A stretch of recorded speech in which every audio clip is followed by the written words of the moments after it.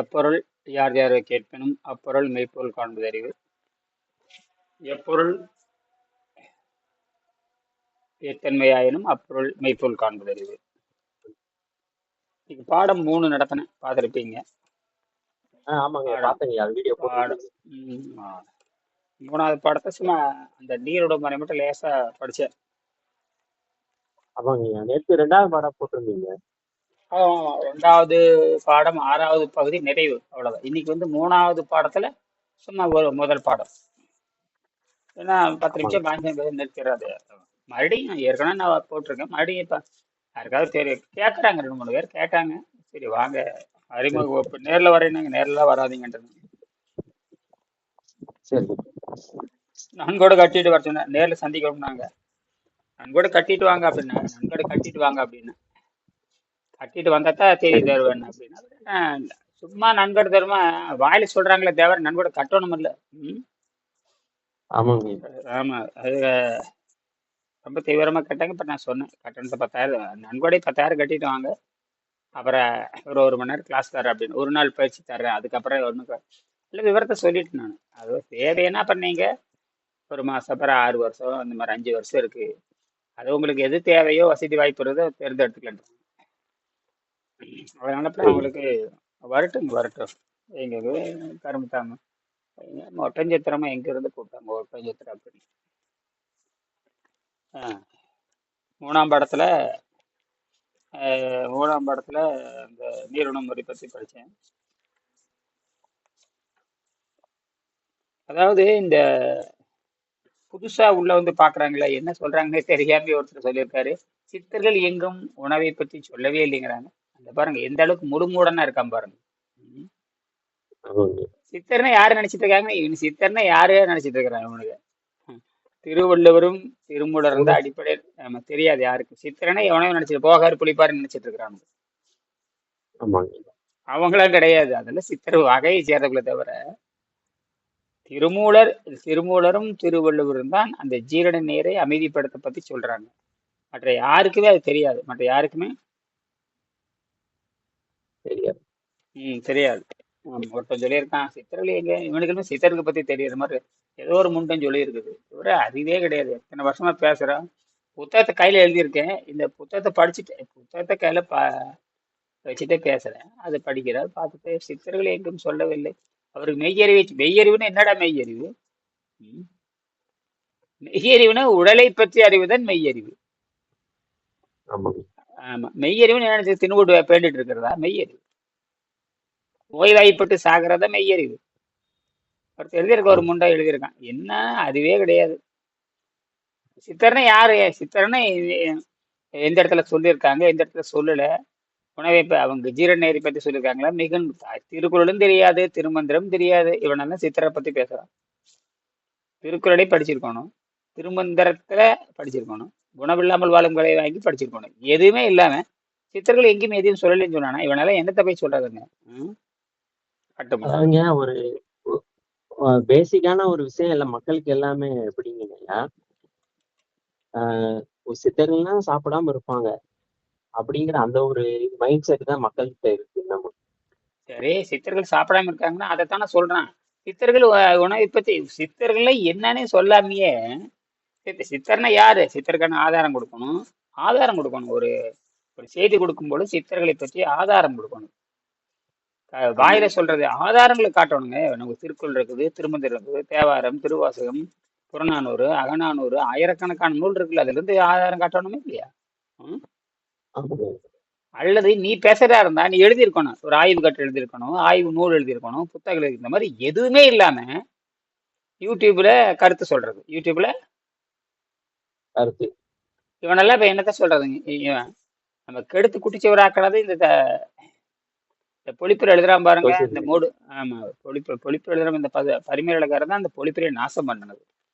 திருக்குறளை நாசம் பண்ணமே இந்த பரிமேலழகர் ஒரு முழு முண்டம் தான் அந்த நாசம் பண்ணது. அவன் ஒரு மோடு மூட்டியார் தெரியாது, அவன ஒரு சோத்து பிண்டமா தெரியுது. அவன் ஒரு மதவழி சார்ந்தவன். அவன் மெய்யறிவை சார்ந்தவன் அல்ல. அவனெல்லாம் அதை திருக்குறளுக்கு பொருள் எழுதுறவன் எவனுமே மெய்யறிவு இல்லை. இந்த ஜீரண நீர் நிறுத்தி பழகி தவத்துல பசிதாகத்தை கட்டுப்படுத்தி அந்த பசிதாகத்தை கட்டுப்படுத்துறது தவம்னா என்னன்னு பேசுறது அல்ல வெங்கடேசன் வந்துதான் விளக்குறாரு, மத்த யாரும் விளக்கல. வெங்கடேசன் ஆமா. வந்துதான் தவம்னா என்னன்னு விளக்குறாரு. அது வரைக்கும் இந்தியாவில யாருக்கும் தெரியாது. என்னது, தமிழ்நாட்டுல தெரியாது, யாருக்குமே தெரியாது. இந்தியாவுக்கு தமிழ்நாட்டுல ஒரு பயலுக்கும் தெரியாது. அப்ப இந்த ஆமா. மாதிரி இந்த முழு முண்டங்கள்லாம் கருத்து சொன்ன அப்படி இருக்கு. கையில புத்தகம், உணவில்லாமல் வாழும் கலை புத்தகம் இருக்குது. அந்த புத்தகத்தை எப்படி வாங்குறது, அந்த குடுங்க நாங்க படிச்சு பாக்குறோம் அப்படின்னு சொல்லாலும் பரவாயில்ல. கையில புத்தகத்தை படிச்சு புத்தகத்தை கையில புத்தகம் வச்சிருக்கேன், அதை பத்தி விளக்கம் பேசிட்டு இருக்கிறேன், பாடம் நடத்திட்டு இருக்கிறேன். அது தெரியாம கருத்து ஆமாங்க. சொல்றது, அது அது தெரியாமயே கருத்து சொல்றது. யாரோ ஒருத்தர் அப்படி சொல்றாங்கன்னு வச்சுக்க மாட்டேன், யாரும் அப்படி சொல்றது இல்ல. எத்தனையோ ஆயிரக்கணக்காயிரம் வாங்கி படிச்சுட்டு ஓடிட்டாங்க இல்லையா, அவங்க மாதிரி அவங்களே எது சொல்ல வந்தாங்க, வேலையை முடிச்சுட்டு அவங்க போயிட்டாங்க, அது வேற. எதுவுமே இல்லாம கருத்து சொல்றது, இவனுங்க எல்லாம் என்ன தெரியுமா பண்ணணும், சுண்ணாம்பு சூளையில வச்சு சுட்டு எடுக்கணும், சுண்ணாம்பு சூளையில வச்சு சுட்டு எடுக்கணும். கிடைக்கும். எந்த தமிழறிவும் கிடையாதுங்கய்யா, எந்த தமிழ் அறிவும் கிடையாது. தமிழறிவு கிடையாது. தமிழ்ல படிச்சிருந்தா தானே தெரியும். ஆமாங்க. முதல்ல இந்த மாதிரி பாடம் நடத்தும் பொழுது தமிழ்ல இருந்து ஆதாரம் காட்டணும். தேவாரம், திருகாசம், திருக்குறள், அது வெளிநாட்டு நூல்கள் எதையுமே காட்டாம பொறுமையா இதுதான் அந்த அறியாமையினுடைய உச்சகட்டம், அறியாமையினுடைய. உச்சகட்டம். சரி, எதை கருத்து இருந்தா சொல்லுங்க, மறுபடி பேசுவோம். 3ஆம் பாடத்துல எதை எனக்கு எதை பார்த்தீங்களா, படிச்சீங்களா? ஆமாங்க. நாலஞ்சு நாள் என்ன பண்ணிட்டு இருந்தீங்க? நான் ஒரு வாரமா தீவிரமா இதுல இறங்கிட்டு ஆமா. இருக்கிறாரு. ஆமா, இந்த ஆமா, நீங்க ஆராய்ச்சி இருந்ததுனால சரி ஐயா இதை முடிச்சுட்டு வரட்டும் அப்படின்னா நான் ஒரு தீவிரமா போட்டது. இருக்கேன்னா இந்த வகுப்பு அது இந்த பாடம் நடத்துறது மறுபடியும் ஆரம்பிச்சிருங்க. அது வழக்கம் போல செய்யறதான். யார் வந்தா என்ன வரட்டும், அதை செய்வேன். பார்க்கலாம். 2 பேரும் வரேன்ட்டு இருக்கிறாங்க. சரி. நேர்ல வராதீங்க அப்படின்ட்டு. அஹ், நேர்ல வராதீங்க அப்படின்ட்டு, நேர்ல வராதீங்க. வராதுங்க. அது நேர்ல வர வைக்கவே கூடாதுங்க. அதாவது அறிவியல் வளர்ந்துருச்சு இல்ல, அறிவியல் வளர்ந்து அது ஏதாவது ஒரு 6 மாசம் 1 வருஷம் ஆகி ஏதாவது பண்ணியிருந்தாங்க வாய்ப்பு இருந்த வரல. சும்மா நேர்ல வந்து நம்ம சாமியாரா ஏமாத்துறது. ம். ஆமா. நம்ம கை அறுக்கணுங்க, கை அறுக்காம வந்து பாக்குறீங்கிற, எதுக்கு என்னை வந்து பார்க்கணும்? ம். வந்து உங்களுக்கு நன்கொடை அதான் தர்றேங்க, அது வேற ஏதாவது தர்றேங்க, அதையும் சொல்றது இல்லை. அதையும் சொல்றது இல்லை. எதுவும் சொல்ல, சும்மா இவங்களுக்கு டைம் கொடுத்து என்ன பண்றது? இப்ப என்னை வந்து பார்க்க அதான் வரீங்கன்னா அவங்க சரி. சும்மா வந்து அவங்க வந்து சும்மா பார்த்துட்டு போட்டோ எடுத்துட்டு இந்த மாதிரி இது பண்ணான்னு ஒரு சும்மா வெட்டு விளம்பரம் மாதிரி இருக்கும். பிரயோஜனம் உங்களுக்கும் பிரயோஜனம் கிடையாது, அவனுக்கும் இல்லாம ஆயிடுச்சு. அது எதுக்கு என்னை வந்து பார்க்கணும்னா, இந்த மாதிரி நன்கொடை தர்றேங்க, ரொம்ப அருமையான கலைங்க, இந்த தெரிஞ்சுக்கிறேங்க. நீங்க கேட்க நான் சொல்லிடுறேன், இதெல்லாம் இருந்ததுன்னா சரி. சும்மா வந்து என்ன நான் அது என்ன சாமியாரா, திருநீர் வந்து இது ஒரு அற்புதமான மருத்துவம், எத்தனை வீடியோ போட்டிருக்கேன். இதுக்கு மேலேயும் அவன் பார்க்கல அப்படின்னா ஏதோ ஒண்ணு பார்த்துக்க வேண்டியது தொடர்ந்து. இதுதான் இந்த அறியாமை. அதை தொடர்ந்து என்ன சொல்றாங்க, ஏது சொல்றாங்க, அதை பார்த்து பிளேலிஸ்ட்ல போய் பார்த்து அதை படிச்சு அதெல்லாம் நேரம் ஒதுக்குறதே கிடையாது. எந்த நேரமும் ஒதுக்காமையே சும்மா வந்து பாக்குறேங்கிறது என்னது, சும்மா வந்து அந்த ஒரு பார்த்துட்டு அறியாமை. அது ஒரு அறியாமை, எதுவுமே தெரியாம. இதுதான் வந்து இந்த அரைகுறை ஞானம்னு பேரு. ஆமாங்க. நான் இந்த இப்ப அதாவது இப்ப இந்த அது பயன்படுத்த முடியாத மின்கலத்தை எடுத்து அது பயன்படுத்துற மாதிரி கொண்டு வந்திருக்கு. கிட்டத்தட்ட ஒரு 13 நாளா அந்த மில்லி வோல்ட் குறையாம எரியற மாதிரி, அந்த பச்சை சிகப்பு இதெல்லாம் இந்த 2.2 வோல்ட் 2.5 வோல்ட் குறையாம அது ஓடிக்கிட்டே இருக்குது. அது கவனிச்சுட்டே இருக்கிறாது, என்ன பண்ணுது அப்படின்னு. அப்புறம் எல்லாம் பயன்படுத்தலாம். அப்ப சாதாரணமா ஒரு வீட்டுக்கு தேவையான விளக்கை வந்து கொண்டு வந்துடலாம். குறைஞ்சபட்சம் 5 வாட்ஸத்துல இருந்து 5 வாட்ஸ். அதுதான் அதை இந்த கவனிச்சு ஒரு ஒழுங்கு பண்ணணுங்கிறதுக்காக இந்த வெவ்வேறு வகையான ஆதாரம் எந்த கழிவிலையும் நம்ம பயன்படுத்த முடியும். இப்ப இந்த டியூரோசெல் ஒன்று இருக்கு, அது வந்து வித்தியாசமான அமைப்பு. சாதாரண எவரடி செல் ஆமாங்க. மாதிரி இல்லாம அது வேறு மாதிரி. அது வந்து அதுக்கு கிராஃபைட் ராட் எல்லாம் கிடையாது. அது வந்து gel, polymer gel, zinc zinc gel, polymer gel, potassium hydroxide இது வச்சிருக்கான். பண்ணி அருமையா செஞ்சிருக்கான், சரிங்க. சைனாக்காரன் செஞ்சிருக்கான். அதை எப்படி பயன்படுத்துறான்னா, அது வந்து நல்ல பவரா இருக்குதுங்க. அது வந்து பயன்படுத்த ஆமாங்க. முடியாம இருந்தாலும் கூட மல்டிமீட்டர்ல வந்து ஒரு மினிமம் லோ வோல்டேஜ் காட்டிக்கிட்டே இருக்குது. அப்ப இயற்கை எப்பவுமே ஏதோ ஒண்ணு அந்த தங்கிட்ட இருக்கிற ஆற்றல் வெளிப்படுத்திட்டே இருக்கு. அது எப்படி தூண்டி விடுறது? தூண்டி விட்டா என்ன நடக்கும் அப்படி. அது இயற்கையாகவே ஒவ்வொரு பொருளுக்குமே ஆற்றலை வெளியிட்டுட்டே இருக்கும். அது ஒன்று திரட்டுறதுக்கு தான் யோசிச்சுட்டு இருக்கிறேன். அல்லது இந்த வட்டமா மாத்தணும். இந்த வட்டக்கோட்டு இயக்கத்தை மாத்தினோம்னா அது எது அப்படின்னு யோசிச்சுட்டே இருக்கு. சிலதுக்கெல்லாம் இந்த வட்டக்கோட்டு இயக்கம் வந்துகிட்டே இருக்கும். யோசிச்சுட்டு இருக்கிறேன். சரி, பரவாயில்ல. இப்பதான் அந்த 3 வோல்ட்ல எரியற மாதிரி ஒரு பண்ணியிருக்கேன். ஒரு 24 மணி நேரம் இது அப்படியே மெல்ல எரிஞ்சிட்டே இருக்குதா அப்படின்னு கவனிச்சுட்டே வரேன். பச்சை லைட் எரிச்சு பார்த்தேன். பச்சை, சிகப்பு எல்லாம், வெள்ளை தவிர எல்லாம் எரிச்சு பார்த்தா அதுக்கு 13 நாள் எரிஞ்சிட்டு இருக்குதுங்க. இன்னும் எரிஞ்சிட்டு தான் இருக்கு. இன்னும் சரி சரி தெரிஞ்சுக்கிட்டு தான் இருக்கு. ம் ஆச்சரியமா தான் இருக்கு.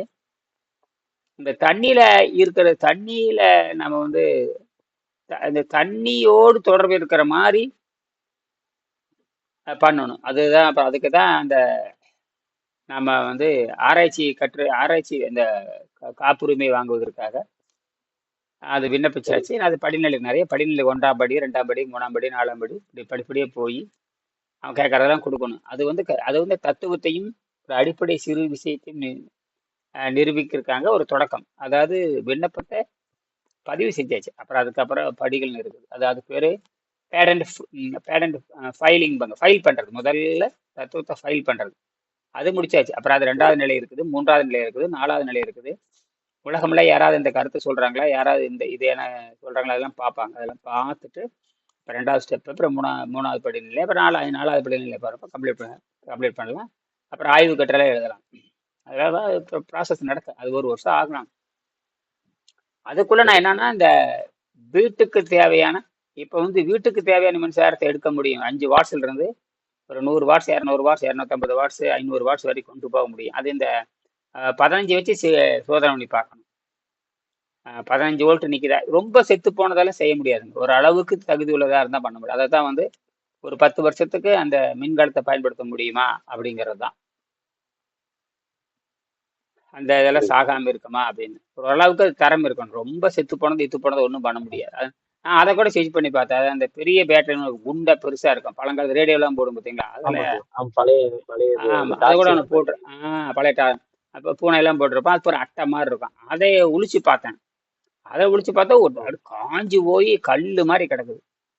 அதுல கூட தொட்டு பார்த்தா அந்த பிரிச்சுட்டு நான் வந்து அதை பிரிச்சுட்டு அப்புறம் மேல ஒரு கலாய் தகரம் இருக்குங்களா, கலாய் தகரத்தை வட்டவன் நானே கையில மடக்கி அந்த ஜிங்க் சீட்டு வேணும். ஜிங்க் சீட்டு இருந்தால் தான் வேலை செய்யும். ஜிங்க் சீட்டு மேலே வச்சு டேப் போட்டு அடிச்சு விட்டு அப்புறம் மறுபடியும் கார்பன் குச்சி வச்சு கார்பன் குச்சியை வச்சேன் நான். கார்பன் குச்சின்னா இந்த நடராஜ் பென்சில் வந்து 12Bன்னு ஒன்று போட்டிருப்பான். அது கொஞ்சம் கனமாக இருக்கும். அதை அப்படியே பென்சில் எடுத்து அறுத்து அது கிராஃபைட்டு தான். அதை எடுத்து வச்சு எல்லாம் டேப் அடிச்சு விட்டு பார்த்தா ஒரு 350 மில்லி ஓடிச்சு. சரி, தண்ணிக்குள்ள ஓட்டு ஊற வச்சு சித்த நேரம், ஒரு அரை மணி நேரம் ஊற வச்சுட்டு பார்த்தா கிட்டத்தட்ட 1000 மில்லி ஓட்டு காட்டுச்சு. அதுல வந்து என்னடா 1000 மில்லி ஓட்டு காட்டா, அதுக்கு பழைய அதாவது எத்தனை வருஷம் ஆச்சு. அதுல இத்து போய் கொஞ்சோண்டு கெமிக்கல் இருக்கு. அது வேதியியல் பண்ணி அப்புறம் வந்து 1000 வோல்ட், இந்த 1000 மில்லி வோல்ட் காட்டுச்சு. ஒரு நாள் பூரா ஒரு சின்ன குட்டி மோட்டார் ஓட்டினேன், அந்த 5 வோல்ட் மோட்டாரை. கிட்டத்தட்ட பார்த்தீங்கன்னா 9 மணி நேரம் ஓட்டினேன். அதுக்கப்புறம் அப்படியே எடுத்து செக் பண்ணி பார்த்தா அது செத்து போச்சு. அது கடைசியில வெறும் 400 மில்லி வோல்ட், அவ்வளவுதான் அது. அப்ப இந்த 400 மில்லி வோல்ட்டுங்கிறது எப்ப பார்த்தாலும் காட்டிட்டே இருக்குது. அதுக்கு மேல டெவலப் ஆகுறது இல்லை. அதுக்கான ப்ராசஸோ அதுக்கான மேக்னெட்டிக்கோ எதுவுமே அதில் இல்லை. வெறும் டயா மேக்னெட்டிக் தான் இருக்கு. அதில் மற்றதெல்லாம் போயிடுது. இப்போ நான் செக் பண்ணி பார்த்தா இந்த 400 மில்லி வோல்ட் காட்டிட்டே இருக்குதுன்னா, அப்போ ஒவ்வொரு பொருளுமே தங்கிட்ட இயற்கையாகவே மின்சாரத்தை வெளிப்படுத்துது. நாம் வந்து அதை திரட்டி சிறுதுளி பெருவெள்ளம் மாதிரி சின்ன சின்ன துளியா விழுகுது. அது ஒன்று சேர்த்து சேரப்ப பெருவெள்ளமா மாறுறதுக்கான தொழில்நுட்பத்தை தான் நம்ம ஆராய்ச்சி பண்றோம். மழை பெருமழை பெய்யறது அது வேற. சிறு சிறு துளியா பேஞ்சு அப்படியே வந்து சேருது பாருங்க, அந்த சிறுதுளி பெருவெள்ளம். அப்ப எல்லா உடலும் சரி, மனித உடல், மனிதன் உயிரற்ற உடல், உயிருள்ள உடல், 2 தான் இருக்க முடியும். உயிர் உள்ள உடல், உயிரற்ற உடல். சிலது வந்து உயிர் உள்ளத மாதிரி இருக்கும், சிலது உயிர் இல்லாத மாதிரி இருக்கும். அதெல்லாம் அமீபா, பார்மிசியமெல்லாம் பார்த்தீங்கன்னா கணிக்கவே முடியாது. சில பாக்டீரியாலாம் வந்து 100 வருஷம் கழிச்சு தண்ணி பட்டுதுன்னா உயிரா மாறதெல்லாம் இருக்குது. சிலதெல்லாம் நம்ம பெரும்பாலும் உயிர் உள்ளது உயிரற்ற 2ஆ தான் பிரிக்கிறோம். எல்லா பொருளுமே தங்கிட்ட அந்த மின் துளியை வந்து மின்சாரத்தை உற்பத்தி பண்ணிட்டே இருக்குது. இதெல்லாம் வந்து அந்த பல்ஸ்ல வாங்கி சேர்த்து வச்சு இதை ஒன்று திரட்டி நாம ஏதாவது கொடுக்க முடியுமான்னு கடும் முயற்சி பண்றேன். அநேகமா வெற்றி அடைஞ்சிருவேன். கொஞ்சம் வெற்றி அடைஞ்சிருவேன். சிமெண்ட்ல கூட செய்யறதுமா சின்னதா ஒரு 100 கிராம்ல எல்லாம். இப்ப நாம வந்து இந்த செராமிக்ல செய்யணும். சிமெண்டே செராமிக் தான். இப்ப சிமெண்ட் வந்து தண்ணியில ஊத்திட்டீங்கன்னா சிமெண்ட் இருக்குது. தண்ணி ஊத்துனதுக்கு அப்புறம் கல்லு மாதிரி பிடிச்சிக்கிது, உள்ள கம்பி வச்சுக்கிறாங்க. கட்டடம் நிக்குது. இப்ப ஆமாங்க. 50 வருஷத்துக்கு நிக்குது இல்லையா? அது ஒரு செராமிக். அது இயற்கையா செராமிக். அதை கூட கிராஃபைட் கலந்து, அந்த கிராஃபைட் கலந்து அப்புறம் வந்து ferric powder, red oxide powder கலந்து, நம்ம என்னென்ன கிடைக்குமோ அதெல்லாம் கொஞ்சம் கொஞ்சம் கலந்து அந்த ஒரு 100 கிராம்ல செஞ்சு பார்க்கலாம். சின்னதா 100 கிராம் செஞ்சு பார்க்கலாம் அப்படின்னு ஒரு ஐடியா பண்ணியிருக்கேன். ஒருத்தர் சொன்னாது இப்ப பாருங்க அப்படின்னு. அரியலூர்கார், அவர் ஆர்வம் உள்ளவர். 100 கிராம்ல செஞ்சு சரிங்க. பார்க்கலாம் அப்படின்னு. அது செஞ்சு பார்த்தோம்னா அதுல ஏதாவது நின்றுச்சுன்னா நமக்கு ஏன்னா ஏம்பீர் அது ஏம்பீர் உருவாக்குறது தான் பெரிய வேலை. இப்போ வோல்ட்டு சரி. பார்த்தீங்கன்னா இயற்கையாகவே எதில் பார்த்தாலும் 700 மில்லி வோல்ட்டு 800 மில்லி வோல்ட்டு காட்டு. நீங்கள் ஒன்றும் இல்லை, உங்கள் உமிழ்நீரை வந்து ஒரு டிராப் வச்சுட்டு வெள்ளி கம்பி செம்பு கம்பி வெள்ளி கம்பியும் இந்த இது துத்தநாக கம்பி வச்சு பார்த்தீங்கன்னா 900 மில்லி வோல்ட்டு காட்டும். அப்போ இயற்கையாகவே அந்த உள்ளுக்கு அந்த அதிர்வு நடந்துக்கிட்டே இருக்கு. அதை வந்து திரட்டும் பொழுது 10 15 சொட்டு 20 சொட்டு வைக்கிறப்ப திரட்டி எடுத்துடலாம். இது நான் புரிஞ்சுக்கிட்டேன். அதனால தான் இவ்வளோ கஷ்டப்படுறேன். இது எப்படியாவது சின்னதாக 100 கிராம் அளவுக்கு, 100 கிராம் சைஸு, 3 சென்டிமீட்டர் அகலம், ஒரு 5 சென்டிமீட்டர் நீளம், அவ்வளோதான். உயரம் ஒரு 5 சென்டிமீட்டர், அகலம் ஒரு 3 சீட்டு, உருண்டையாவோ சதுரமாவோ கனசதுரமாவோ 3 சென்டிமீட்டர் அகல நீளத்தில் கனசதுரமாவோ அளவு ஒரு சென்டிமீட்டர் ஒரு 4 சென்டிமீட்டர் இருக்கலாம். 4 சென்டிமீட்டர் நீள அகல கனசதுரத்தில் எப்படியாவது ஒரு 5 வாட்ஸ் கொண்டு வரணும் அப்படிங்கிறதான். அதுக்கு வந்து ஒரு சிமெண்ட் வெறும் சிமெண்ட் அது ஒண்ணும்பாங்க. அந்த சிமெண்ட்டோட எப்ப நம்ம கப்புன்னு பிடிக்கணும். நடுவில் இருக்கிற குச்சி, அந்த கிராஃபைட் குச்சியை அப்படி கல்லு மாதிரி கிளிப் மாதிரி எடுத்து பிடிக்கணும்னா அதுக்கு பழைய சுண்ணாம்பு இதெல்லாம் போடணும். ஏற்கனவே சிமெண்ட்டே சுண்ணாம்பு தான். சிமெண்ட் வந்து களிமண், சுண்ணாம்பு, எப்சம் ஜிப்சம்ங்கிற ஒரு சால்ட்டு இதெல்லாம் போட்டு தான் பண்ணி அப்புறம் அலுமினியம் பவுடர் உள்ளே இருக்குது. அலுமினியம் பவுடருங்கிறது அது பிரிச்சு எடுக்க முடியாத களிமண்ணில் பூரா அதெல்லாம் இருக்குது. இதெல்லாம் போட்டு தான் அந்த காங்கிரீட் கட்டடம் நிறுத்துறாங்க. 50 வருஷம் நிற்குது. அது அந்த ஃபார்முலாவை நம்ம சோதனை பண்ணலாம் அப்படின்னு ஒரு ஐடியா யோசனை பண்ணிட்டே 2 நாளாக யோசனை பண்ணியிருக்கிறேன். சரி, சரிங்க. அதில் ஏதாவது ஒழுங்கா அதாவது குறைஞ்சபட்சம் அதில் 10 வருஷத்துக்கு அந்த ஆம்பியர் வந்துக்கிட்டே இருக்கணும். சரி, சரி. நம்ம அதுதான் திட்டமே. தொடர்ந்து 10 வருஷத்துக்கு ஆம்பியர் வரணும். அதில் வந்து 2 சரி, வோல்ட் இருக்கணும். குறைஞ்சபட்சம் இப்போ 1.5 வோல்ட் இருக்குது. 2 வோல்ட் இருக்கணும். 5 ஆம்பியர் வரணும். பெருக்கி பார்த்து 10 வாட்ஸ் வரணுங்கிறத திட்டம். இப்படி யோசனை பண்ணியிருக்கேன். ஒரு முதல்ல சின்னதாக 100 கிராம்ல செய்யணும் அப்படின்னு. சரி, அதுக்கு தேவையானது என்ன, சிமெண்ட் தேவை, அப்புறம் கிராஃபைட் தூள், கரித்தூள் கிராஃபைட் தூள் தேவை. அது நான் கிராஃபைட் தூள் எப்போவோ வாங்கி வச்சிருக்கேன். நெகுன்னு அப்படி கண்ணிலே விடலாம். அந்த அளவுக்கு கிராஃபைட் தூள் அது வாங்கி வச்சிருக்கேன். எப்போவோ வாங்கி வச்சது 2-3 வருஷத்துக்கு முன்னாடி. வேற ஒரு காரணத்துக்காக நான் அது மின்சாரத்தை கடத்துது அப்படிங்கிறதுக்காக ஒரு ஒரு டிராயிங் மாதிரி. இப்போ அதாவது செம்பு கம்பிக்கு பதிலாக இப்போ செம்பு கம்பி மின்சாரத்தை கட்டுற மாதிரி அது கோடு, இப்போ அந்த கிராஃபைட் கோடு அப்படியே போட்டுவிட்டோம்னா இப்படி வச்சு மின்சாரம் அதில் போகும். எதிர்காலத்தில் சரி. அதெல்லாம் வரப்போகுது. அதை நான் அதுக்காக வாங்கி வச்சேன். வேற ஒரு இப்போ இந்த செல்லு பயன்படுத்துறதுக்காக பயன்படுத்தலாமான்னு யோசிச்சுட்டு இருக்கிறேன். கொஞ்சம் ரெட் ஆக்சைடு பவுடர் வாங்கணும். இரும்பு கதவுக்கு அடிக்கிறோம் இல்லையா, ரெட் ஆக்சைடு பவுடர், அந்த பவுடர் ஆமா. வாங்கணும். அது இரும்பு தூள் தான். அது இரும்பினுடைய ஆக்சைடு, அது சுட்டு எடுக்கும். அந்த ஆக்சைடு அது ஃபெரோ மேக்னெட், காந்தமா மாறும். அது தண்ணிக்குள்ள போட்டா சரி. அது ஒரு உறுதியே சொல்ல முடியாது. இது ஒரு மாதிரி. இப்ப நான் சொல்றது உறுதியா சொல்ல முடியாது. இப்படி ஒரு செராமிக்கை நம்ம கண்டுபிடிச்சோம்னா மலிவா, அதாவது செராமிக்ங்கிறத பார்த்து நான் சுட்டு எடுக்கிறது எல்லாம் ஹீட்ல தான் 500 1000 டிகிரி செங்கல் சூளை சுட்டு எடுக்கிறது செராமிக் தான். சிமெண்ட் தண்ணி ஊத்தி தானாவே இருக்கிறதும் ஒரு செராமிக் தான். சரிங்க. செங்கல் சொல்றோம் இல்லையா, அது என்னங்கிறீங்க, அது செராமிக். அது ஆமாங்க. பானைங்க என்ன? செங்கல் வந்து செராமிக். ஆமா, பானை செய்யறோம் இல்லையா, 10,000 பானை செஞ்சேன் தமிழ், அதுவும் செராமிக். வேற ஒண்ணும் இல்லைங்க. ஆமாங்க. செராமிக் எடுத்துட்டு மாதிரி தான். செராமிக் சுட்ட மண்ணுன்னு அர்த்தம். ஆமாங்க. அதுதான் செங்கல். செராமிக்னா வேற ஒண்ணுமே இல்லை. ஒரு பொருளை 1000 டிகிரில ஆக்சிஜன் சூழல்ல காற்றோட்டத்துல 1000 டிகிரியோ 1000 குறைஞ்சபட்சம் 1000 டிகிரி வேணும். 1000 டிகிரி. அதனாலதான் அந்த காலத்துல என்ன பார்த்தீங்கன்னா இந்த புடம் போடுறதை பத்தி சொல்லுவானுங்க. ஒரு பொருளை சுட்டு எடுக்கிறது எப்படின்னு கேட்டிங்கன்னா, வெரைட்டி சொல்லுவாங்க. 5 வராட்டி, 10 வராட்டி, 20 வராட்டி. சில இடத்துல இந்த விலங்குகளுடைய பறவைகளோட உடல் அமைப்பு சொல்லுவாங்க. குக்குட புடம், கோழி புடம், குருவி புடம், காடை புடம் அப்படிம்பாங்க. இதெல்லாம் அந்த அந்த குருவியினுடைய உடல் அமைப்பு. குக்குடம்னு கோழி, காடைன்னா ரொம்ப சிறுசு. அப்படின்னா அந்த 2 ஆமாங்க. வெரைட்டி வச்சோம்னா அதுக்கான வெப்பத்துல வேலை செய்யறது. 10 வெரைட்டியா அது அதிகான வெப்பம். 100 வெரைட்டியா அதிக வெப்பம். இப்படியெல்லாம் அவங்க கணக்கு போட்டு எழுதியிருக்காங்க. ரொம்ப ஆச்சரியமா இருக்கு. இந்த தமிழர்களுக்கு அறிவு எக்கச்சக்கம். ஆனால் இந்த 2000 வருஷமா எல்லாம் நாசமா போயிடுச்சு.